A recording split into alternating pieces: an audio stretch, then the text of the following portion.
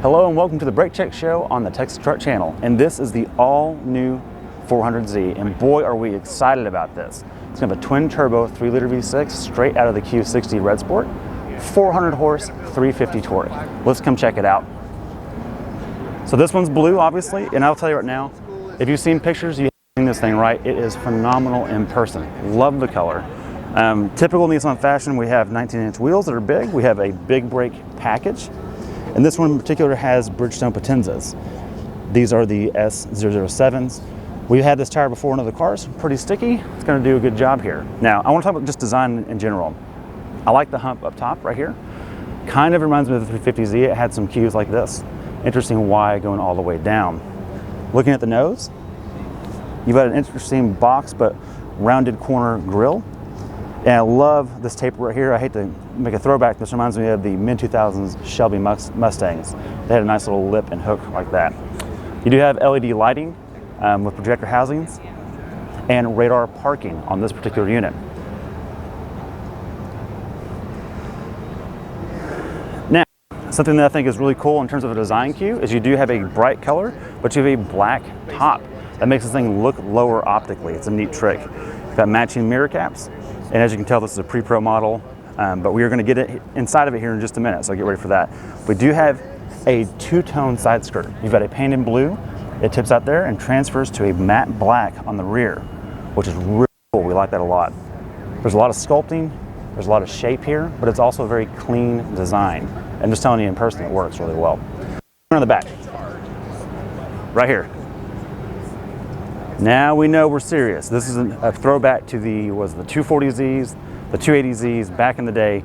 That was something you had. Kind of reminds you of the porthole theme of some older cars. Really cool. The fuel door is actually really big on this. Tapers over, and this one's not EV, but it is at an auto show, so it's covered up. So there's that. But that is a capless fuel system, for those that are wondering. Bring it to the rear. The black theme still comes down.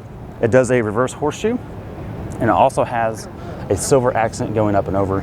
Looks really cool. Let's look at the rear. Nissan logo. The button is actually right under the Nissan part to open the hatch. And yes, it is a hatchback. We like that. How many sports cars do you get in today that are unlivable? This is not one of those.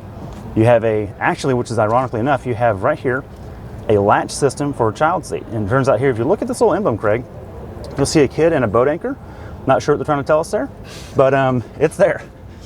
Look in the rear, you do have this is iconic from the 350Z. This feels like anodized extruded aluminum to me, and it's a structural brace in here, just like the Z's had. Actually helps a lot. You do have a kind of tall load floor, but that's because it has a fuel tank and independent rear suspension hiding underneath there. Let's talk exhaust. Bring it on down. How often do you see in 2022 fake exhaust? These are true dual tips and a baffled tip on it. Knowing the VQ Nissans, they've always had an interesting sound. Nissan spends a lot of time tuning their exhaust to make sure it sounds unique. This will be no different, but add in some turbo sounds. Really looking forward to that. Let's check out the interior. Here is the true test. I am 6'5" and too many pounds, and I always have trouble getting in cars like this. Get the seat down all the way. Is this any different? You recline it. Oh, there's a button right here. Oh, look at that. Okay. Yeah. Okay, so look right here. Your seat controls are on the interior side of the seat, right there. How cool is that? Tilt and telescoping wheel. And look, I know it looks tight, but I actually do fit in here, which is pretty cool. Very exciting for me. It is a manual. Thank goodness. Are you listening, Supra? Are you listening? Putting you on notice. Pretty cool. Let me see this guy real quick. I'm going to show you some things. Okay, so we do have a digital cluster in the middle. Coming back to the steering wheel, we do have haptic touch controls, which I'm not sure how that's going to go. There are physical buttons in the middle for cruise control right here. You also have your audio with a scroll wheel. So it's not totally touch, but it is touch. Up top, we have a triple pod gauge, which is really cool. Typical Nissan fashion. You have your voltmeter on the right, your turbo speed, not your boost, your turbo speed. So that's the RPMs of the turbo. And then you have your boost gauge on the left. This thing is tuner car ready. Super cool.